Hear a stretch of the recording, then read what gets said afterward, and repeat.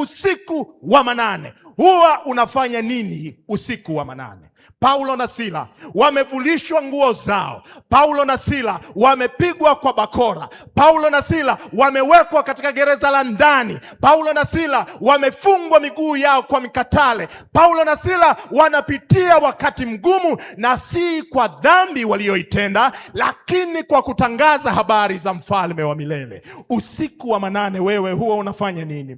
Wengine usiku wa manane ni wakati wanaomba. Anaona umri wake umepita na anatamani kuona Mungu anafungua njia apate mwenzi wa maisha, lakini giza linaendelea kutanda siku baada ya siku. Kila anayekuja anamchezea na anamwacha, anamweka hapo pembeni. Anajiuliza, Bwana, usiku huu utakoma lini? Usiku wa manane huwa unafanya nini usiku wa manane?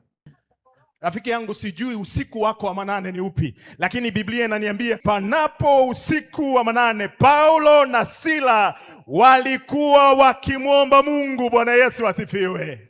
Sikiliza, jambo la kwanza ninalolipata katikati ya giza hilo, katikati ya mawimbi hayo ya maisha, katikati ya wakati mgumu wa kuogopa, katikati ya vipindi ambavyo hawana tumaini tena, wakati wa usiku wa manane, Paulo hakwenda kwa mganga, Paulo hakwenda kwa mchungaji, Paulo alikwenda kwa Mungu. Bwana Yesu asifiwe sana.